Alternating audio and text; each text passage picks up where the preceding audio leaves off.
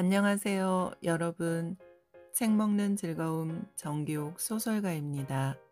구독과 좋아요 눌러주시면 책 먹는 즐거움 채널에 큰 힘이 됩니다. 오늘은 김수은이 소설가의 단편 소설 그녀만의 자유 낭독해 드립니다. 성경은 정상이 만년설 빙하로 덮인 글래시어 산 중턱에 있는 호텔 포치에 앉아 고요하고 잔잔한 대서양을 하염없이 바라보았다.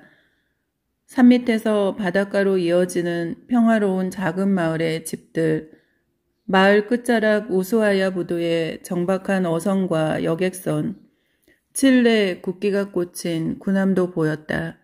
지구상의 대륙 중 가장 남쪽 땅, 아르헨티나의 파타고니아주 작은 도시 우수아야는 한 폭의 그림 같았다.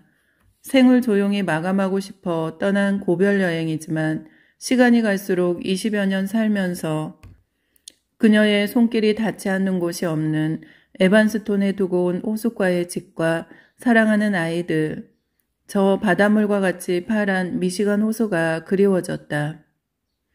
그리움에 눈시울이 젖어 드는 줄도 모른 채 성경은 조금 전 호텔 종업원이 배달하고 간 샌프란시스코에 있는 큰아이 석훈의 소포를 뜯어보았다. 그 안에는 생일 카드와 함께 그녀가 좋아하는 요요마가 연주하는 첼로곡인 네옹하드 봉칼의 세레나데, CD와 영화 주제음악인 바이올린 곡 사랑의 곡이 들어있는 CD, 그리고 그 음악이 나오는 영화 브루클린으로 가는 마지막 비상구 비디오 테이프가 들어 있었다. 많이 생각했어요. 어머니의 행복에 대해.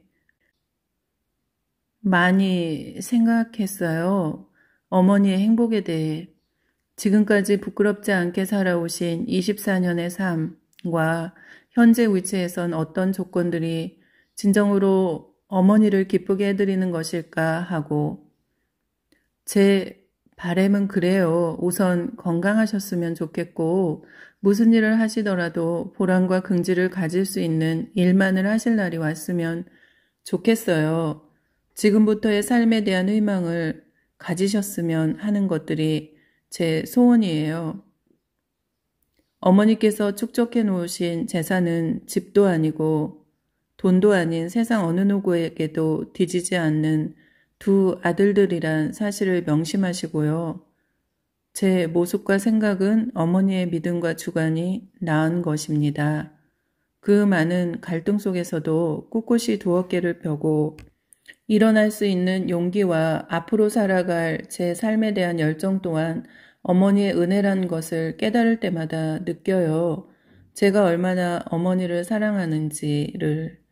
어머니의 54번째 생신을 진심으로 축하드려요. 사랑해요. 아들 석훈 올림. 성경의 가슴에 아들 석훈의 사랑과 그리움이 파도되어 밀려왔다.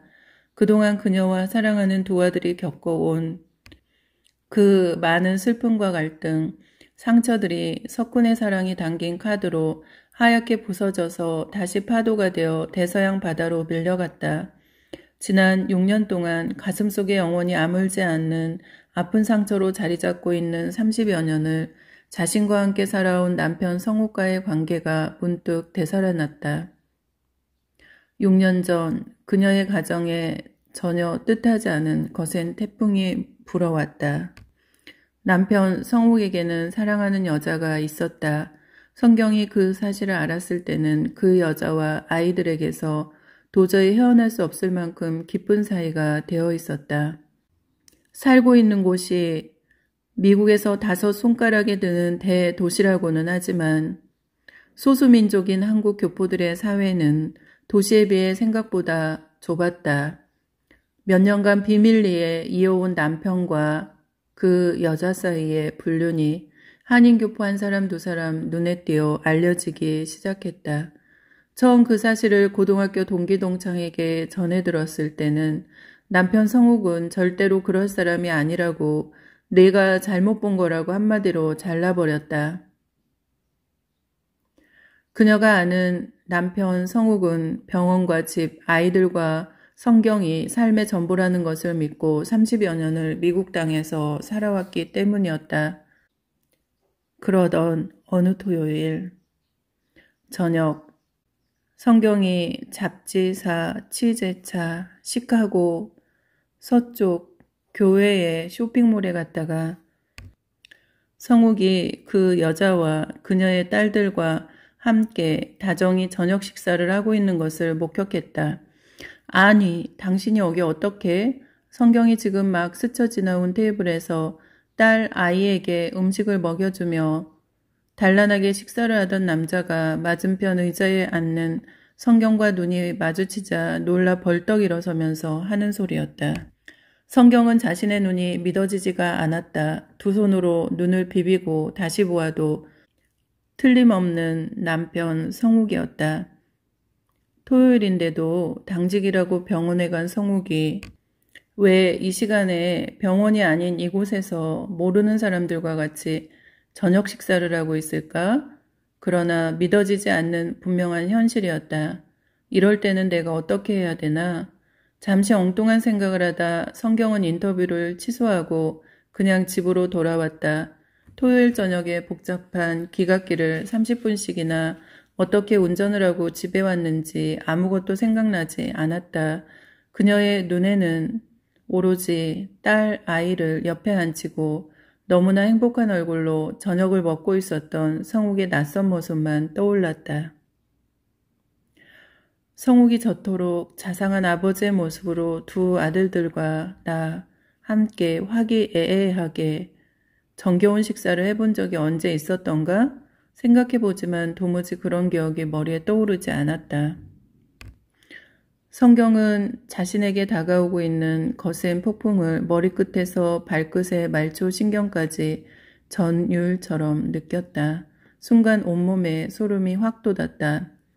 성경을 뒤따라온 성욱은 석고처럼 하얗게 굳어있는 성경을 보고 올 것이 왔구나 하는 표정이었다. 말없이 성경을 바라보던 성욱은 아무런 변명도 사과도 한마디 하지 않은 채 아래층 침실 옆에 있는 서재로 들어가서 문을 굳게 잠궈버렸다. 그 저녁 이후 성욱은 침실을 서재로 옮기고 성경에게 더 이상의 애정도 표현하지 않았다. 이 일을 계기로 성욱은 그들의 관계를 은폐하려고 하지 않고 주말이면 공공연히 그 여자에게서 외박을 하고 월요일 아침 일찍 집에 돌아왔다. 시간이 갈수록 성욱의 몸과 마음은 성경에게서 멀어졌다. 그런 성욱을 성경은 한마디 말도 없이 지켜보며 몇 달 악몽 같은 나날을 보냈다. 그러던 어느 날 성욱이 성경을 붙들고 처음으로 이야기를 꺼냈다. 그러나 성경은 차갑게 굳어질 뿐 말이 없자 성욱이 먼저 쌓아붙였다. 네가 지금 어떤 마음으로 이러는지 알아? 그런데 나는 내가 더운 피가 흐르는 인간 같지 않아서 너무나 무섭고 정나미가 떨어진다. 더 이상 이제 내게 할 말도 또 구차하게 변명할 마음도 없다. 내 사전에 이혼이란 말은 없으니까 우리 그냥 이대로 죽을 때까지 조용히 살아. 성경은 성욱을 쳐다보았다. 이 사람이 정말 내 남편이 맞는가? 그녀는 성욱이 자신을 사랑하지 않고 있다는 사실을 확인하는 순간 양심에 눈이 뜨였다. 온전히 잊은 줄 알았던 그 사람이 불현듯 보고 싶어졌다. 성경은 자신이 그 사람을 사랑하고 마음속에 간직하고 있어서 벌을 받는 거라고 생각했다. 마음의 간음. 그것이 비록 잠재의식 속에 갇혀 있다고는 하나 외간 남자를 사랑하고 있다는 씻을 수 없는 죄책감에 빠져 그녀는 삶의 온기를 잃었다. 이런 성욱과의 불편한 관계가 아이들과 남들에게 알려질까봐 성경은 성욱에게 집으로 다시 돌아오길 애원했다. 심지어 공갈 협박도 했지만 한번 흘러간 강물은 다시 돌아올 수 없듯 떠난 성욱의 마음은 돌아올 수 없는 먼 곳, 큰 바다까지가 있었다. 그 후 이곳에 오기까지 그들은 같이 한 집에 살고 있어도 단지 형식적이고 상투적인 부부관계로 서로를 상처 주며 힘들게 살아왔다. 성경은 날이 갈수록 체중이 줄고 현기증이 나고 온몸이 쑤시고 아팠다. 밤마다 불면증에 시달리다가 새벽녘이 되어야 겨우 잠이 들었다. 악몽에 가위 눌려 깨어나기 일쑤였다. 편도선과 겨드랑이가 부어서 열이 있는 것이 아무래도 성경은 자신의 건강이 예전과 다르다고 심상치 않게 느꼈다. 성경은 무서워서 도저히 병원을 갈 수가 없었다. 만약에 병원에 갔다가 죽을 수도 있는 큰 병이라고 하면 어떻게 하나 하는 두려움 때문에 그냥 참다가 도저히 못 참을 만큼 아프고 힘들면 약국에서 약을 사 먹고 혼자서 끙끙 앓았다. 그러던 성경은 이렇게 몸과 마음이 피폐하고 병들어서는 안 된다는 마음에 먼저 남편과의 힘든 결혼 생활을 정리해야겠다고 생각했다. 그러면서도 정리 못하는 이유는 홍기에 있는 두 아이들이 부모의 이혼으로 얼마나 큰 상처를 받을까 하는 염려 때문에 형식적이고 껍질만 남아있는 남편을 놓아주지도 못하고 성경은 모든 괴로움을 마음속으로 사귀며 자신만을 학대했다. 5년을 버텨왔다. 시간이 가면 갈수록 아이들에 대한 생각은 핑계이고 이혼녀라는 꼬리표를 달 수 없다는 그녀의 자존심이 모든 고통을 견디게 했다. 더욱 큰 이유는 아직도 남편을 사랑하는 성경의 마음이 변치 않았다고 믿고 있었다. 지금은 저렇듯 싸늘하게 돌아선 남편 성욱도 참고 기다리면 자신을 다시 사랑하고 반드시 그녀 곁으로 돌아올 것이라는 환상이 남아있기 때문이었다. 성경은 사랑에 대해 생각해보게 되었다. 진정한 사랑이란 무엇일까? 성경이 그녀의 인생에 태풍과 폭풍우를 만났을 때 소농빛 피가 흐르는 가슴의 상처를 움켜쥐고 그렇게 아파하면서도 몰랐던 사실을 비로소 확실하게 깨달았다. 내게 조금이라도 성욱을 사랑하는 마음이 남아있다면 성욱의 사랑을 인정해주자. 그가 사랑하는 여인과 남은 생을 행복하게 살 수 있도록 놓아주는 것이 성욱에 대한 나의 사랑이 아닐까? 그렇다면 내가 바라고 추구하는 진정한 내 사랑은 과연 무엇일까? 이제 남편과 성경을 이어주던 마지막 끈이었던 작은아이 성민마저 보스턴의 대학으로 떠나보냈다. 작은아이가 떠나고 나니 성경은 더 이상 남편을 그녀 곁에 붙잡아둘 구실이 없어졌다.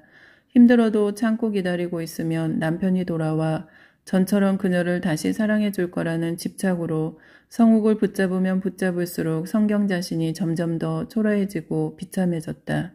성경은 문득 언젠가 읽었던 일본 작가가 쓴 글이 떠올랐다. 부부는 이성이기는 하나 오랜 시간 같이 살다 보면 점차 육친에 가까운 존재로 늘 곁에 있는 친근한 타인으로 불편하지 않은 집안의 가구처럼 부부 사이는 편안함이 있다. 그 책을 읽으면서 성경은 성욱과 자신의 사이도 그 글에 써있는 부부의 정의와 같은 사이일까? 하고 생각해 보았다. 그들은 함께 사는 동안 어느 때인지 정확하게 잘 기억나지 않지만 몸에 안 맞는 옷을 입을 사람들처럼 둘만 있으면 어색하고 할 말도 없고 그냥 불편했다. 어쩌다가 얼굴을 맞대고 이야기를 하다 보면 5분을 넘기지 못하고 얼굴을 붉혔다. 더 이상 대화를 나누지 못하고 서로 입을 다물고 말았다. 그런 것에 타성이 붙고 서로 바쁘게 살다 보니 그들 부부관계는 그런 것이려니 하고 개선해 보려는 노력도 않고 지금껏 살아왔다. 그렇다 그 책에 써있는 부부 사이에 있어야 할 편안함이 성경과 성욱 사이에는 없었다. 그래서 성욱도 그런 편안함을 성경이 아닌 다른 여자에게서 느꼈기에 그 편안함을 찾아 떠난 것이다. 성경은 5년이 넘도록 엄청난 마음의 갈등과 상처를 가슴속에서 사귀다 마침내 만신창이가 된 자신을 발견하였다. 이제는 모든 고통과 갈등에서 벗어나고 싶어졌다. 더 이상 성욱의 발목을 붙잡지 말고 사랑하는 사람 곁으로 보내줄 때가 온 것. 구차하게 다시는 자신에게 돌아오지 않는 사람을 종교와 간습으로 굴레에 얽매여 껍데기만 붙들고 기생충 취급을 받으며 살고 싶지 않았다. 나 김성경은 온전히 자신에게 돌아가서 마음껏 자유롭고 싶었다. 평생 자신의 천직으로 생각하고 일해오던 직장과 생명같이 여기고 써오던 글마저도 회의를 느끼기 시작했다. 창작 능력의 한계를 느끼면서부터 한 글자도 쓸 수가 없었다. 더구나 최근 발표하는 소설마다 혹독한 비평을 받고 보니 작품을 쓰고 발표하는 것에 심한 두려움마저 느꼈다. 성경이 이 고통의 늪에서 벗어나는 것은 자신을 버리는 일이라고 생각했다. 그것을 과감하게 직장을 그만두고 절필한 다음 그리고 이혼을 결심하는 일이었다. 그동안 남편 성욱과의 이혼은 완벽주의자인 그녀의 삶의 오점으로 남는 것 같아 자신이 살아 숨쉬는 동안은 절대로 안 된다고 생각했다. 사회적 체면, 종교적으로 허용이 안 된다는 생각만 했지. 서로 상처를 주고 같이 산다는 것이 울산 속에서 항상 죄를 범하는 것이란 사실은 몰랐다. 신앙심이 좋았던 큰아이가 집을 떠나 캘리포니아로 대학 가더니 갑자기 성당에 가기를 거부했다. 방학이 되어 집에 왔을 때 사랑하는 큰아이 석훈은 식사기도에 성호를 긋는 것마저도 거부했다. 마치 더 이상 카톨릭 신자가 되기를 그만둔 것처럼 굴었다. 성경은 너무 놀라서 아이를 붙들고 이유를 물었다. 아이는 엄마가 충격받을까 솔직한 속마음을 털어놓지 않았다. 솔직히 표현하자면 자기 부모와 같은 위선자가 믿고 의지하는 신은 더 이상 믿기 싫다는 말을 참는 것이었다. 성경은 두 아들을 불러놓고 솔직하고 심탄회하게 대화를 하자고 자리를 마련했다. 아이들은 전혀 상상도 못했던 충격적인 이야기를 했다. 엄마, 우리들 때문에 엄마가 희생하고 참고 사는 것 더 이상 원치 않아요.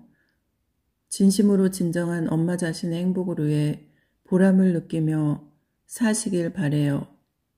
성경은 삶의 존재 이유라고 굳게 믿었던 아이들의 말을 들으며 여태껏 자신이 살아온 삶이 아이들에게 위선적인 삶으로 비추어졌다는 사실만으로도 아이들 앞에서 얼굴을 들고 있을 수가 없을 만큼 창피스러웠다.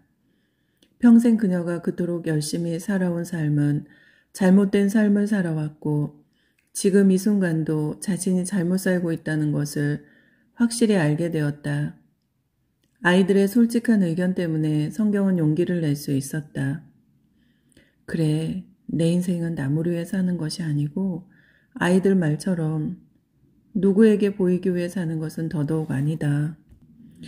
이혼녀라는 딱지가 남은 인생 동안 꼬리표처럼 붙겠지만 위선과 지옥 같은 지금 생활보다는 서로가 자유로워지는 것이 천배만배 행복할 것이다. 8월 말 새학기가 시작되면서 큰아이 석구는 샌프란시스코의 대학교로 돌아갔다. 작은아이 성민마저 보스톤의 대학교로 떠나보냈다. 성경은 과감하게 그녀의 삶을 하나하나 정리하기 시작했다. 20년을 일해온 잡지사에 사표를 냈다. 사직의 이유는 자존심 때문에 차마 삶이 자신이 없어져서 그만둔다고 할 수가 없었다. 건강상 직장 생활을 지속할 수 없다고 썼다. 사직서를 쓰고 성경은 자신의 과거를 돌아보았다. 5년이라는 긴 연애 끝에 동성동본이라는 이유로 극심한 양쪽 집에 반대를 무릅쓰고 그들은 결혼을 하였다. 양가 부모님 모두 참석하지 않은 쓸쓸한 결혼식에서 성욱과 성경은 서로 붙들고 한없이 울었다. 안동김 씨 문중의 종손이며 3대 독자인 성욱이 그토록 반대하던 성경과 결혼을 하자마자 녹이 충천한 시부모님을 피해서 시카고에 있는 노스웨스트 대학병원에 인턴 과정을 신청하여 미국으로 이민을 오게 되었다. 성경도 미국에 오자마자 하루에 16시간씩 일을 하면서 성욱을 뒷바라지하고 성우기 전문의 수련을 마친 다음 해부터는 자신의 전공인 영문학을 살려 노스웨스트 대학에서 대학원 공부를 했다. 노스웨스트 대학에서 석사를 마치면서 방학 동안 인턴 사원으로 일을 해왔던 잡지사에 정식 직원으로 입사를 했었다. 지금까지 20여 년을 뒤돌아보지 않고 앞만 향해 열심히 일을 했다. 실력 있는 한 사람의 탁월한 잡지사 기자로서 살아남으려고 그 긴 세월을 얼마나 부단한 노력을 했던가. 성경에게는 20년의 직장 생활이 그녀의 삶에 있어서 사상 누각이었다. 그것이 그녀의 삶에 있어 가장 큰 멍해이고 덫이며 올감이었다라는 생각이 사표를 내고 난 후에야 비로소 들었다. 성경은 항상 옆에 끼고 다니던 노트북 가방을 책장 안에 넣고 서재문을 자물쇠로 잠궜다. 두 번 다시는 노트북을 쓸 일이 없을 것 같았다. 성경은 글을 쓰는 것이 천연과 같이 느껴졌다. 성경은 영혼을 질식시키고 뼈를 깎는 아픔처럼 고통스러웠던 글쓰기 멍에를 훌훌 벗어버렸다. 목숨이 다하는 그날까지 다시는 글을 쓰지 않겠다고 성경은 자신에게 맹세하고 또 다짐했다. 성경은 변호사를 찾아가 성우과의 30년의 결혼 생활에 마침표를 찍는 이혼 서류에 아무런 미련도 없이 도장을 찍었다. 5년 전부터 부부의 몸과 마음은 이미 서로의 곁을 떠나고 단지 법적이고 형식적인 부부로서 종교적인 굴레와 자식들에 대한 책임감 때문에 어쩔 수 없이 같이 살면서 무척이나 번뇌하고 갈등하던 30년의 힘들었던 결혼 생활은 마침내 끝이 났다. 성경은 남편 성욱이 너무나 사랑하고 잊지 못하는 여인 곁으로 완전하게 떠나보낸 것이었다. 법원에서 돌아온 그 저녁부터 갑자기 무척이나 휑하니 커 보이는 집에서 몸과 영혼이 너무나 아파 두문불출하며 오랜만에 성경은 마음 놓고 마냥 아팠다. 성경의 몸에 이상이 생기기 시작한 것이 1년 전이지 싶었다. 어느 날 한밤중에 잠을 자다가 갑자기 가슴이 꽉 쬐어오듯 답답해졌다. 머리끝까지 지끈거렸다. 눈을 뜰 수가 없을 만큼 아파왔다. 온몸의 관절이 뻣뻣하게 굳어지는 것 같으며 바늘로 찌르듯 아팠기 때문에 그때는 그저 심한 독감 몸살이려니 생각했다. 그러나 그 감기 몸살은 거의 1년 내내 끊임없이 걸려서 그녀를 힘들게 했다. 가장 힘든 것은 조금만 과로해도 붓는 편도선염이었다. 그 염증과 함께 동반되는 고열과 근육통이 그녀를 몹시 괴롭혔다. 특히 신경을 너무 쓰고 밤잠도 제대로 자질 못하고 입맛이 없어 음식을 잘 먹지를 않아서인지 조금만 움직여도 현기증이 날 만큼 빈혈이 심해졌다. 아이들과 남편에게 불편을 주지 않으려고 마음 놓고 신음소리도 못 냈다. 아무리 아파도 아프지도 못하고 식구들 몰래 해열제와 항생제를 먹으면서 혼자서 아파했다. 병원에 갔다가 심각한 상태라고 할까봐 두려워 아파도 병원에도 가지 않았다. 이제 눈치를 볼 식구가 아무도 없고 보니 성경은 아예 자리를 펴고 마음 놓고 끙끙 신음소리까지 내며 오랜만에 아파 보았다. 아이들에게는 엄마 아빠가 끝까지 사이좋게 살지 못하고 헤어져서 너희들에게 너무 미안하다는 말과 함께 이혼 소식을 이메일로 알렸다. 아이들의 전화 외에는 일체 어떤 전화도 받지 않았다. 머릿속을 새하얀 백지 상태로 비우면서 하나하나 그녀는 삶을 정리했다. 너무나 힘들었던 지난 5년, 그 세월을 어떻게 말과 글로 표현할 수 있을까? 그 수많은 갈등과 고뇌를 사귀느라 가슴 속이 새까맣게 타버려 하얀 채만 남아있었다. 결국에는 이렇게 아픔이라는 복병에게 자신이 무참하게 깨지고 있지 않은가. 성경은 그녀 자신을 이렇게 피폐하게 만든 모든 요인들을 용서하고 이해하고 잊으려고 애써 보았지만 그녀가 신이나 성녀가 아닌 평범한 아낙네인 인간이기 때문에 마음이 비워지지를 않았다. 성경은 삶의 시간을 완전히 정지시키고 무심이란 화두를 붙잡아 보았다. 카톨릭에서는 묵상 기도라고 하나? 아니 명상 기도라고 하던가? 불교에서는 참선이라고 하는 것을 하면서 마음을 비우기 위해 몇 날 며칠을 화두에 매달려 보았지만 결국 성경에게는 지독한 외로움과 허무만이 남을 뿐 얻은 것이 아무것도 없었다. 성욱이 자신의 짐을 정리하려고 집에 들러 벨을 눌러도 아무런 인기척이 없었다. 열쇠로 문을 열고 집에 들어갔다. 거실에 정신을 잃고 쓰러져 있는 성경을 발견했다. 성욱은 그가 일하고 있는 노스트웨스턴 대학 병원으로 성경을 급히 옮겼다. 성경을 먼저 응급실로 데리고 가서 검사한 결과 임파선암에서 전이된 급성 림프성 백혈병이라는 진단이 나왔다. 다시 성욱이 일하는 암센터에 중환자실로 옮겨갔다. 그곳에서 정신을 차린 성경은 담당 의사 닥터 그랜델에게서 앞으로 6개월 정도밖에는 살지 못하는 시한부 인생이라는 사형 선고를 받았다. 당신의 병을 임파선암에서 전이된 성인 급성 림프성 백혈병 말기예요. 이렇게 병이 진행되도록 너무 힘들고 많이 아팠을 텐데 왜 빨리 병원에 안 오고 이제야 왔어요. 지금 상태로는 손을 써볼 수가 없어요. 기적이 없는 한 현대의학으로는 소생이 어렵습니다. 초기 상태면 골수 이식도 시도해 보겠지만 그것도 이미 시기를 놓쳤어요. 거기다 미세스 김은 신장도 안 좋고 혈당치가 너무 높아서 저항력이 감퇴되고 다른 합병증까지 우려됩니다. 수술 시기를 놓치지 않았어도 몸 상태가 나빠서 수술은 할 수가 없겠어요. 닥터 김도 잘 아시겠지만 미세스 김의 모든 치료 조건이 최악입니다. 지금 상태로는 치료가 어렵지만 일단 수혈과 항암제를 사용한 화학요법을 써봅시다.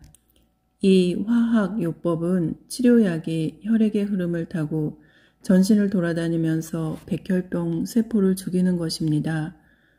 그래서 이 치료법을 전신요법이라고 합니다. 수강내 주입이라고 뇌 척수에게 항암제를 투여하는 법도 있습니다. 이 치료 방법은 환자가 너무 고통이 심해서 미세스 김에게 쓰기에는 무척 힘이 들어요. 아무튼 모든 것을 하나님께 맡기고 우리가 치료를 할 수 있는 모든 방법을 다 동원해서 치료해 봅시다. 그런데 닥터 김은 한 집에 살면서 자기 부인의 몸이 이 정도로 악화되도록 방치할 수 있었는지 도무지 이해가 안 갑니다.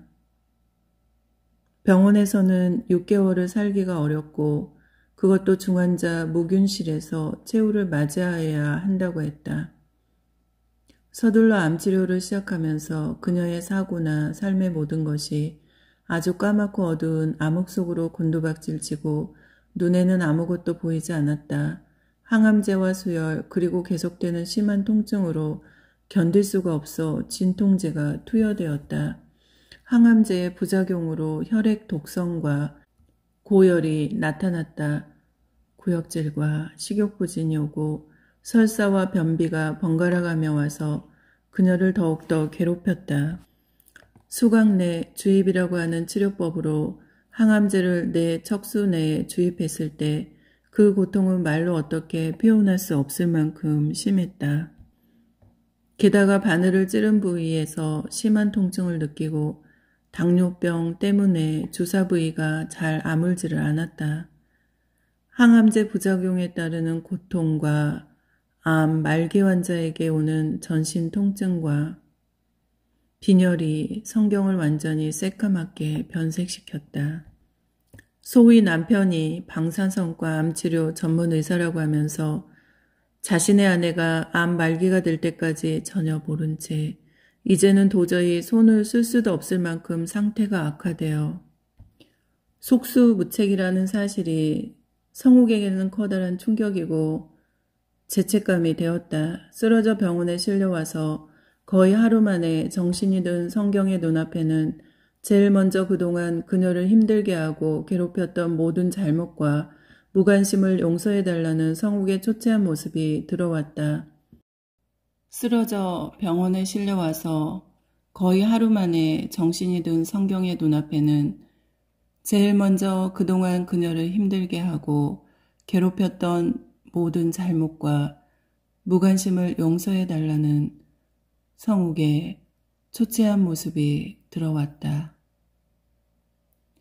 자기 때문에 성경이 이렇게 죽게 되었다고 용서해달라는 성욱의 간곡한 자기 반성이 그녀의 마음을 더욱 괴롭고 아프게 만들었다. 그런 성욱을 보는 순간 성경은 어디론가 아무도 그녀를 모르는 곳으로 사라져서 그곳에서 남은 삶을 마감하고 싶다는 갈망이 일어나기 시작했다. 암센터 중환자실에 누워 며칠을 생각하고 또 생각을 했다. 손에 들고 있는 올리브 나무로 만든 묵주가 진땀과 눈물로 축축이 젖을 정도로 기도를 하면서 마침내 그녀는 결론을 내렸다. 남은 삶의 시간을 질병과 알코올 냄새가 찌든 병원에서 항암제의 고통과 함께 마칠 수는 없다.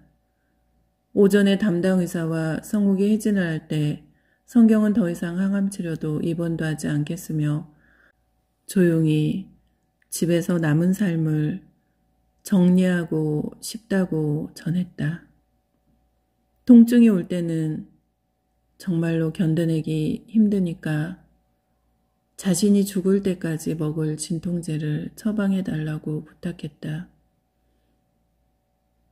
말도 안 되는 소리를 하지 말라고 이런지하에 거절하는 성욱과 담당 의사에게 그녀는 눈물로 간청을 해보았다. 의사가 다녀가고 조금 있으려니 호스피스 상담요원이 그녀를 찾아왔다. 막무가내로 치료를 거부하는 그녀를 달래기 위해 담당 의사가 그 요원을 보냈을 거라는 생각이 들었다. 성경은 세상은 참 재미있다고 생각했다. 자신이 자원봉사하던 호스피스 상담을 본인이 환자 입장이 되어 다른 동료 호스피스 상담요원에게 상담을 받게 된 것이었다. 죽음을 맞이하는 사람들을 도와주고 싶어 특히 영어를 못하는 한국 교민 환자들을 도와주려고 열심히 교육받았던 호스피스 상담요원 교육이 자신을 위해 쓰이게 될 줄이야 누가 알았던가. 죽음을 맞이하는 환자들에게 절대로 삶을 포기하지 말고 소생하기 위해 끝까지 살려는 의지를 잃지 않도록 노력하라고 이야기를 했지만 막상 자신이 그들과 같은 입장이 되어 생각을 해보니 마음을 비우고 초연하게 죽음을 맞이하던 많은 환자들이 너무나 부러웠다. 저절로 고개가 숙여질 만큼 무척이나 그들이 존경스러웠다. 성경은 머리로는 초연하게 죽음을 맞이하고 싶었지만 실제로 그 상황에 이르니 그렇게 되지가 않았다. 며칠을 끈질기게 담당 의사와 성욱을 설득하여 천신만고 끝에 침실에 누워서도 아름다운 파란 미시간 호수가 보이는 에반스톤 집으로 퇴원을 했다. 성경은 가만히 누워있어도 숨이 탁탁 막혀오는 시카고를 당장이라도 떠나고 싶었다. 그러나 하루에도 몇 번씩 죽을 것만 같이 심하게 오는 진통 때문에 까무러지면서 이렇게 하지도 저렇게 하지도 못하고 하루하루 시간을 보냈다. 일단은 병원에서 강력한 진통제와 항암제를 포함한 치료제 1달분의 약을 처방받고 나서 어디로 떠날까 생각을 하였다. 서울로 돌아갈까 생각을 해보지만 어머니도 오빠도 다 돌아가시고 없는 친정은 성경에게 모든 것이 여의치 않아 제외시키고 따뜻한 후로리다나 하와이 아니면 캘리포니아로 가볼까 하고 생각하다가 불현듯 생각이 났다. 아, 내가 갈 곳은 바로 그곳이다. 아르헨티나의 땅끝 마을 우수아야. 하얀 만년설, 빙하, 비치색 호수와 더불어 가슴속 깊숙이 감추어 놓은 이 지구상의 낙원이라고 생각하고 있는 그곳. 아물지 않는 상처로 남아 죽어서도 잊지 못할 거라고 생각하는 아픔도 몇만 년 묻혀 하얗다가 못해 푸른 잉크빛 빙하 속에 던져버리면 홀가분해질 것만 같던 그곳이 있었다. 그래, 그곳으로 가자. 우수아야는 내가 죽기 전에 꼭 다시 한번 가보고 싶었던 곳이 아니던가. 이 여행이 얼마나 걸릴지 성경 자신도 알 수가 없지만 혹시라도 길어질 경우를 대비하여 모든 집안일을 정리하고 죽을 힘을 다하여 아르헨티나행 비행기를 타고 탱고와 보랏빛, 자카란타 꽃이 만발한 부에노스 아이레스에 도착했다. 10년 전 가족 여행으로 이과수를 거쳐 부에노스 아이레스에 왔을 때는 한여름이어서 자카란타 꽃이 지고 잎만 무성했는데 지금은 남반구인 아르헨티나가 봄이어서 온 시가 매혹적인 연 보랏빛 자카란타 꽃으로 물들어 있었다. 관광 가이드 사진에서만 본 파타고니아의 빙하와 광대하고 아름다운 초록빛 아르헨티나 호수의 빙산, 온통 산이 빨간색 깔라와테 꽃으로 물든 파타고니아의 깔라와테를 5일 동안 구경하고 성경이 꼭 가고 싶었던 이 지구의 남쪽 땅끝 마을인 우수아야로 왔다. 성경이 집을 떠나올 때 가장 마음을 아프게 하고 걸린 것은 아이들이었다. 성경이 암에 걸려서 이 세상에 살아있을 날이 얼마 남지 않았다는 것은 물론이고 병으로 쓰러져서 병원에 입원하여 암치료를 받고 있다는 사실도 알리지 않아서 전혀 모르고 있는 아이들을 어떻게 하나 하는 그것이 제일 큰 문제였다. 적어도 일주일에 한 번은 전화와 이메일을 하는 아이들에게 자신이 처한 상황을 비밀로 하고 기약 없는 여행 사실을 어떻게 알려야 하나 하고 고민을 했다. 오래 고민을 하지 않고 곧 해답이 나왔다. 아이들도 성경이 사직과 이혼으로 몸과 마음이 많이 힘들어하고 있다는 걸 잘 알고 있었다. 얼마간 한국에 나가서 쉬면서 몸과 마음을 추스르고 정리를 한 다음 다시 씩씩하고 건강한 엄마의 모습으로 돌아오겠다고 떠나기 전에 아이들에게 전화와 이메일을 했다. 얼마간 서울에서 지내다 오려고 하니까 그동안 아이들과 집 관리와 살림을 부탁해요. 마지막으로 성욱에게 간단한 이메일을 써 보내고 나니 갑자기 우수아야가 아닌 서울이 가고 싶었다. 그녀가 즐겨 다니던 광화문, 종로, 그리고 인사동 거리가 너무나 보고 싶어졌다.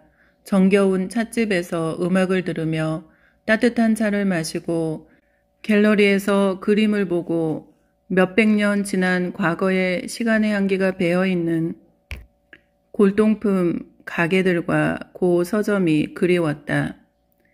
생애 마지막 고별 여행은 서울이 아닌 아르헨티나로 선택하였다. 장시간 비행기를 탈 수가 없어 집을 떠나 우수아야까지 단번에 못 갔다. 버틸 수 있는 한도에서 진통제와 오기로 하루하루를 재충전하면서 부에노스 아이레스에서는 흐드러지게 피어있는 보랏빛 자카란타 꽃 속을 거닐어 보았고 다시 남미의 알프스라고 할 수 있는 바릴로체로 가서 초록빛 호수와 형형색색의 아름다운 들꽃 속에서 지친 몸을 추스렸다. 전에 내가 죽기 전에 다시 한번 아르헨티나에 오면 꼭 보러 오겠다고 마음먹었던 칼라 화태에서 몇만 년을 지켜온 눈이 시릴 만큼 푸른 빙하를 마음껏 보면서 사는 동안 가슴에 맺힌 짙푸른 한과 슬픔, 가슴속 깊숙하게 묻고 살아온 선홍빛 그리움들을 깊고 깊은 잉크빛 빙하 속으로 털어서 묻어버렸다. 그 빙하가 떨어져 나와 녹아서 남미에서 가장 큰 호수가 된 초록빛 아르헨티나 호수도 보았다. 깔라와테에서 머무는 동안은 광활한 목장의 언덕에 언제나 바람이 무척 세게 불어 바람의 언덕이라 불리는 목장 호텔에서 머물며 매일 아침 신선한 양젓과 초록빛 목장을 빨갛게 수놓은 깔라와테 열매를 말려서 만든 향긋한 차를 마셨다. 성경이 집을 떠난 지 보름 만에 땅끝 마을인 우수아야에 도착했다. 마을 북쪽에 아직도 산의 3분의 1이 빙하로 덮여있는 글래시어 산 중턱에 있는 글래시어 호텔에 숙소를 정한 다음 아이들에게만 자신의 거처를 알려주었다. 우수아야에 도착하자마자 빨간색 땅끝 마을 기차를 타고 지구의 최남단 땅끝을 표시한 곳도 가보았고 다음 날은 대서양과 태평양이 나누어지는 곳도 배를 타고 가보았다. 더 재미있는 것은 자연사 민속박물관을 가보고 원주민인 인디오들이 우리와 같은 몽골리언으로 베링 해협을 건너 북아메리카를 거쳐 남아메리카 남쪽 끝인 이곳까지 왔다는 사실이었다. 이곳이 세상에 알려지면서 평화롭게 살던 원주민들이 백인들과 함께 들어온 독감균에 의해 많이 희생되었고 살아남은 소수의 인디오들이 자신들의 순수한 혈통을 지키려고 부단한 노력을 했으나 결국 외세에 동화되어 실패하고 그 인디오들의 마지막 정통 혈육이 얼마 전에 세상을 떠나 이제 우수아야에는 순수한 정통 인디오가 없다고 했다. 박물관에서 필름과 책을 보면서 오랜 세월을 순수한 인디오 혈통을 지키고자 애쓴 그들의 노력이 성경의 가슴을 찡하게 울렸다. 나도 그들처럼 한국에서 미국으로, 미국에서 남아메리카의 아르헨티나 최남단 마을인 우수아야까지 이곳 원주민과 같은 루트로 왔구나.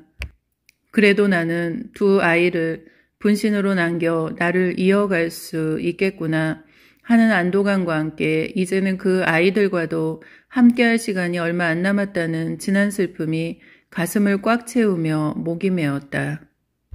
집을 떠나 이곳에 온 지도 어느새 25일이 넘어갔다.